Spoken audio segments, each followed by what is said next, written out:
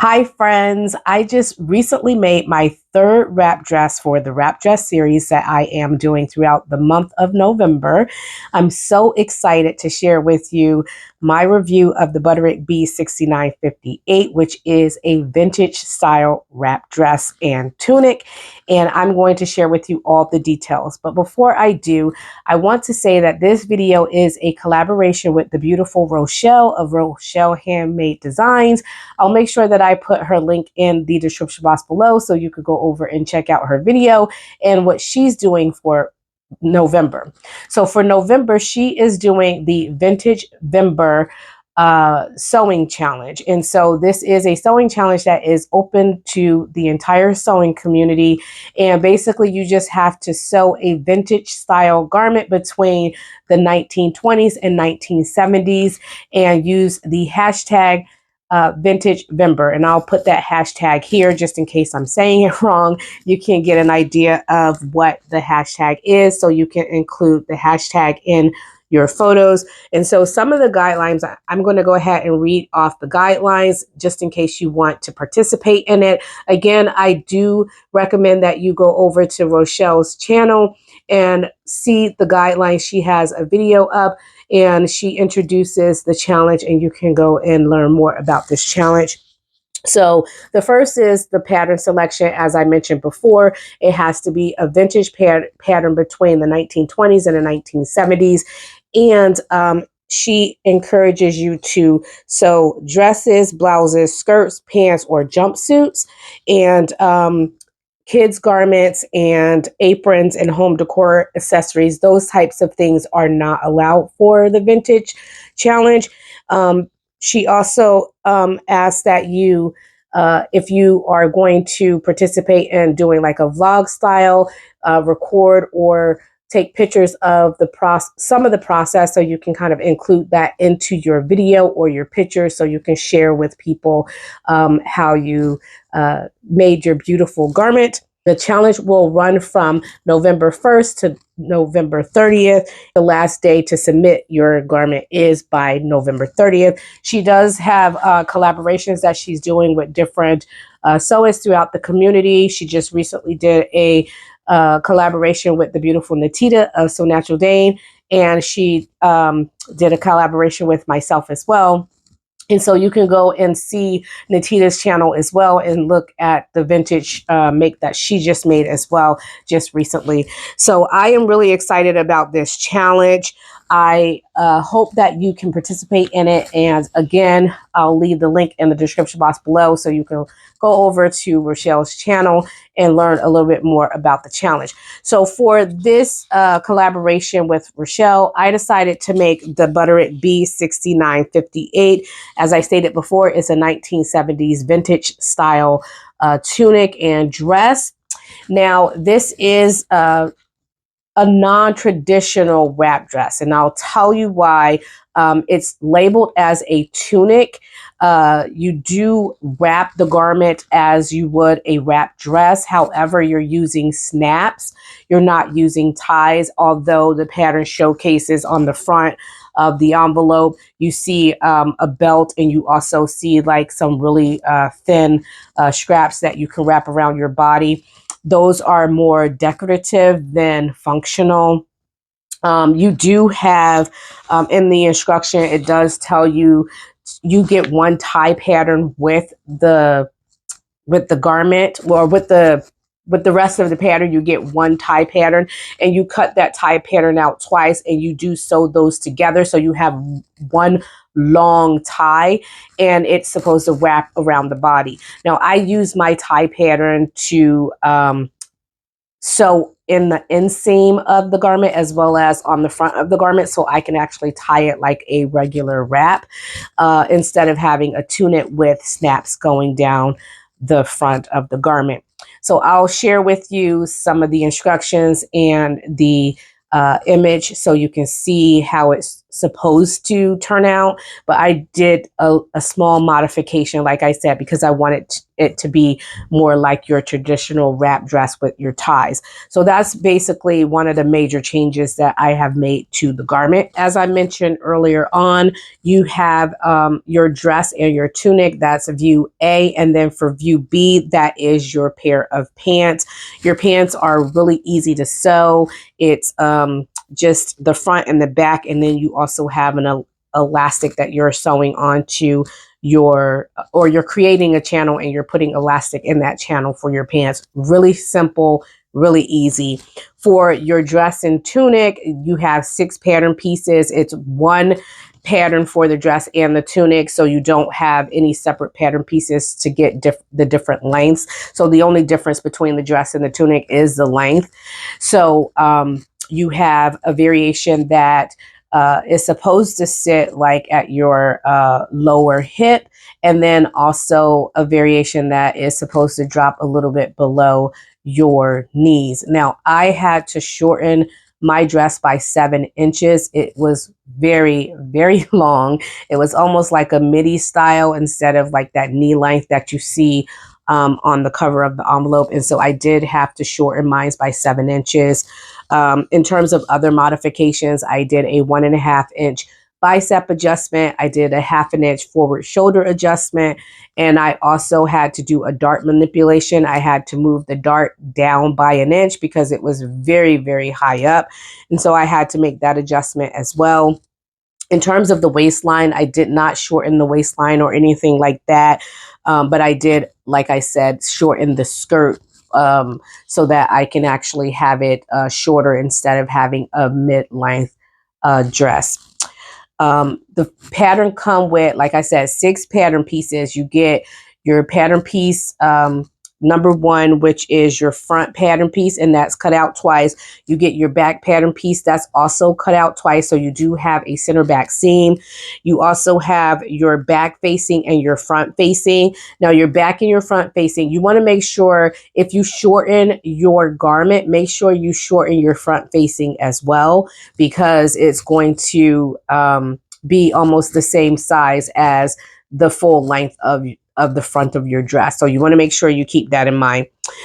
Again, you have that belt pattern piece, and that belt pattern piece is cut out twice, as I mentioned before. But I'm going to go ahead and insert a video here so you can see how I modified my ties so that I can actually include them into the garment instead of wrapping them around the body. And then you have your sleeve pattern piece as well. Now, for your sleeve, you have this really nice long semi-bishop sleeve. So it's not really wide, but you do get some volume and just a little bit of volume in the sleeve. You do have gathers on the shoulder head. I had to shorten the cap of my sleeve by 1/2 inch because it was really poofy. So I shortened it a little bit. And I also shortened the shoulder line by 1/2 inch because the shoulder line was too long as well. So I did quite a few adjustments with this. Even though I did all these adjustments going into the project, don't let that deter you from making this pattern. Those are all standard adjustments for me because commercial patterns tend to not fit my body straight out of the envelope. And so those are all my standard adjustments. I usually make these types of adjustments. I don't know if I mentioned this or not, but I also had to shorten the sleeve by 2 inches because the sleeve pattern was really long. So at the edge of the sleeve pattern, you do put elastic in your sleeve. So you do have a little bit of a gather at the bottom of your sleeve, and it is gathered in with elastic, which is really cute. I did a 5/8 of an inch elastic, but you can go wider or narrow depending on what you want. I forget what the pattern called for. I tend not to follow the pattern when it comes to things like that, because I have a specific style that I always go for when I'm using elastic. Because the pattern calls for snaps, I would not be so much concerned with whether or not it's going to show any kind of cleavage, because it does give you quite a bit of coverage on the front of the garment. And you do have snaps that the pattern calls for. I did not add the snaps to my garment. Like I said, I wanted to use ties instead of using snaps. And so I still find that it covers my bust and I don't have to worry about anything coming undone or anything like that. If you want to add snaps for good measure, you can do that as well. I may go back and do that. I don't know. I'll wear it for a day or two before I decide whether or not I'm going to put snaps on. But I'm wearing it today, as you can see, and I've been wearing it for several hours now, and I have not had any problems. And so you may not need to add the snaps if you want to do just ties on the side. So I have ties on the inseam coming out on the outside of the garment, and on the inseam on the inside of the garment, and on the front of the garment as well. So I have 4 ties. And what I did to create this modification is I took that belt pattern. So that belt pattern is really long. So if you cut that belt pattern out twice, for the first tie, I kept that length and I use that for the right side of my body, because the right side of the tie will wrap around the back of your back and come around to the front on the left side. And so for the remaining tie, I just cut that tie in half and I put one on the outside of the right side of the garment, and then I put another tie on the inside on the in the right inseam of the garment. And then I also made an additional tie, which was a shorter piece, again probably half of the pattern piece that it comes with, and I put that on the left side of the front of the garment. So I'll share with you in a video what it looks like so you're not confused by my wording. But yeah, I have 4 ties, 2 on the inside of the garment and 2 on the outside of the garment, so that I can get a full wrap. And so the inside of my garment stays nice and tied and not falling all over the place, or because I didn't want to put snaps or a button on the inside of the garment to hold it in place. I use ties because I feel like the ties secure the garment a little bit more than the snaps and the buttons. And so that's what I did for the inside of the garment. So in terms of like the facings, like I said, you do have a back facing that's cut on fold, and you have your front facing. You have 2 front facings, and they go down the entire length of the garment. So you're sewing your back facing and your front facings together after you fuse them together.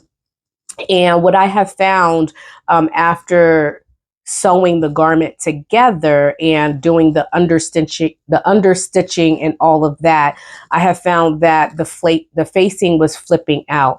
So what I did is I took some hem tape, some double-sided hem tape, and I put that in between the facing and the garment on the wrong side of the fabric, and I just pressed that in place. And so the inside of the garment is now where the facings are, they're laying flat and it's not moving around or shifting or anything like that. So you may want to take that additional step and put some adhesive on it or stitch it in place, do a blind hem stitch or something like that to keep it secure so that the facing isn't moving around. For the lower part of my garment, for the hem, I did a simple 5/8 inch seam allowance. I don't know what the pattern calls for. I have my own preferences when it comes to hem and elastic and all of that stuff. So I just did a really nice 5/8 of an inch hem allowance for the lower part of my skirt. So overall, I really love this particular pattern. It is such a fun pattern, and even though it is a vintage pattern, you can definitely modernize this with your fabric selection. So you can do a solid fabric, whatever is trendy. Again, you can do maybe a print that's trendy, a floral print or something like that. I chose this beautiful soft crepe fabric from Hobby Lobby because it goes with this vintage Vember theme by Rochelle by Handmade Design. So that's why I chose this particular fabric. I absolutely love it. It is a light to medium weight fabric. And like I said, it's a soft crepe. I went back to Hobby Lobby to see if they had any more because I had a little just shy of a yard left of this fabric. And so I thought if I went and got another half a yard or so, I could make a top. It's no longer available at my location. I'm going to be out of town this weekend, and so I'm going to check a few other locations and see if they have this fabric and maybe squeeze a top out of the remainder of the fabric that I have left. But this is a beautiful, beautiful fabric. Love the way that it drapes and moves. It's just so fun, and it feels really nice. I like that it's a soft crepe because I don't like bubble crepes or really textured crepes.